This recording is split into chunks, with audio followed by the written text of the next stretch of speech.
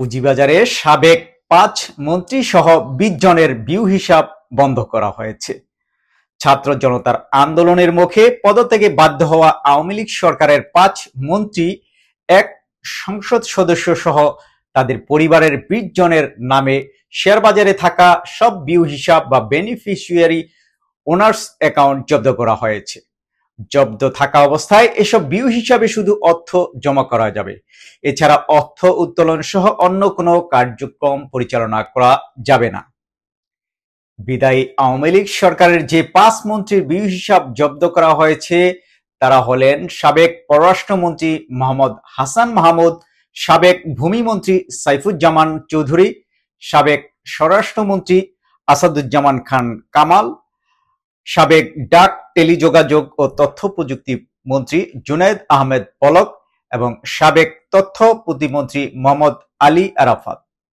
পাশাপাশি তাদের পরিবারের সদস্যদেরও বিউ হিসাব জব্দ করার নির্দেশ দেওয়া হয়েছে। পুঁজিবাজারের নিয়ন্ত্রক সংস্থা Bangladesh securities and exchange commission BSEC আজ বৃহস্পতিবার এসব বিউ হিসাব জব্দের নির্দেশ দেয়।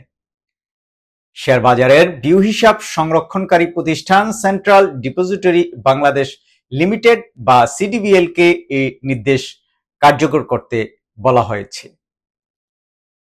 সদ্য বিদায়ী সরকারের ৫ মন্ত্রী ছাড়া আরো যাদের বিউ হিসাব জব্দ করা হয়েছে তারা হলেন হাসান মাহমুদের স্ত্রী নুরুন ফাতেমা হাসান ও মেয়ে নাফিসা জুমাইনা মাহমুদ, আসাদুজ্জামান খান কামালের স্ত্রী লুৎফুত তাহমিনা খান, ছেলে শাফি মোদাসের খান ও মেয়ে সাফিয়া তাসনিম খান, সাইফুজ্জামান চৌধুরী জাবেদের স্ত্রী রুকমিলা জামান চৌধুরী, মেয়ে জারা জামান ও জেবা জামান চৌধুরী, জুনায়েদ আহমেদ পলকের স্ত্রী আরিফা জেসমিন কণিকা, মোহাম্মদ আলী আরাফাতের স্ত্রী শারমিন মুস্তারি পিরোজপুর, আওয়ামী লীগ নেতা ও সাবেক সংসদ সদস্য মহিউদ্দিন মহারাজ, তার স্ত্রী উম্মে কুলসুম ও ছেলে সম্মান জুনায়েদ ইফতি। এ সংক্রান্ত বিএসইসির আদেশে বলা হয়েছে, উল্লেখিত ব্যক্তিদের মাধ্যমে পুঁজিবাজারে বিনিয়োগ সংক্রান্ত বিষয়ে অনিয়ম হয়ে থাকতে পারে। পুঁজিবাজারের সার্বিক উন্নয়নের সাথে এসব অনিয়ম রোধ করা প্রয়োজন। এ কারণে ডিপোজিটরি আইন ১৯৯৯ এর ১৪ ধারা অনুযায়ী বিএসইসির ক্ষমতা বলে এসব ব্যক্তির শেয়ার বাজারে থাকা বিউ হিসাব পরবর্তী নির্দেশ না দেওয়া পর্যন্ত জব্দ থাকবে। আদেশে আরো বলা হয়েছে, উল্লেখিত ব্যক্তিদের নামে থাকা ব্যাংক হিসাব এরই মধ্যে জব্দ করেছে বাংলাদেশ ব্যাংকের আর্থিক গোয়েন্দা ইউনিট বিএফআইইউ। ব্যাংক হিসাব জব্দের পাশাপাশি তাদের বিরুদ্ধে তদন্তেরও উদ্যোগ নেওয়া হয়েছে। এ অবস্থায় তাদের নামে থাকা শেয়ার বাজারের বিউ হিসাব জব্দের সিদ্ধান্ত নেওয়া হয়েছে।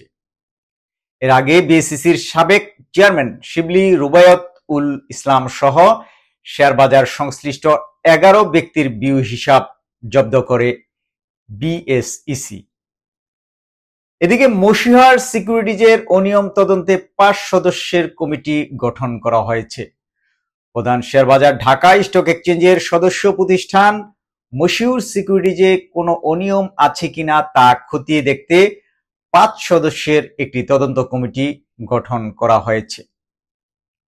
বৃহস্পতিবার শেয়ারবাজার নিয়ন্ত্রক সংস্থা Bangladesh securities and exchange commission BSEC এই তদন্ত কমিটির আদেশ জারি করেছে বলে বিএসইসি সূত্রে জানা গেছে। কমিটির অন্য সদস্যরা হলেন বিএসইসির উপপরিচালক মোহাম্মদ এমদাদুল হক, সহকারী পরিচালক মারুফ হাসান ও অমিত কুমার সাহা, ডিএসির ম্যানেজার ইকরাম হোসেন এবং সেন্ট্রাল ডিপোজিটরি বাংলাদেশ লিমিটেডের ডেপুটি ম্যানেজার শরীফ হোসেন ইরতেজা। আদেশ জারির ৪৫ দিনের মধ্যে তদন্ত কমিটিকে তদন্ত কাজ সম্পন্ন করে কমিশনের কাছে তাদের প্রতিবেদন দাখিল করার জন্য বলা হয়েছে। মশিউর সিকিউরিটিজের বিরুদ্ধে অভিযোগ রয়েছে, একই ব্যাংক হিসাব ও মোবাইল নাম্বার ব্যবহার করেছে বেশ কিছু বিউ হিসাব খুলেছে মশিউর সিকিউরিটিজ লিমিটেড। এছাড়া সিকিউরিটিজ অ্যান্ড এক্সচেঞ্জ রুলস এবং বিএসইসির নির্দেশনা অনুযায়ী পূর্বানুমোদন ছাড়াই 3টির বেশি সমন্বিত গ্রাহক হিসাব বা কনসলিডেটেড কাস্টমার অ্যাকাউন্ট ব্যবহার করা এবং শেয়ার ক্রয় বিক্রয় নির্দেশের স্লিপ সংরক্ষণ না করা সহ আরো গুরুতর অভিযোগ রয়েছে প্রতিষ্ঠানটির বিরুদ্ধে।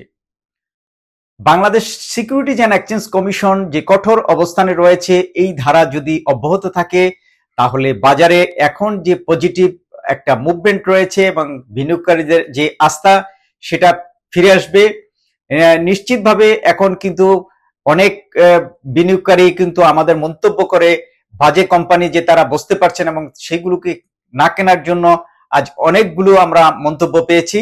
আশা করছি এই ধরনের মন্তব্য করে সবাই যদি জানান দেন তাহলে কিন্তু পুঁজিবাজার আসলে সঠিক এবং স্বচ্ছ সবার সম্মিলিত চেষ্টায় কিন্তু একটা ভালো পুঁজিবাজার গঠন করা সম্ভব। সবাইকে অসংখ্য ধন্যবাদ।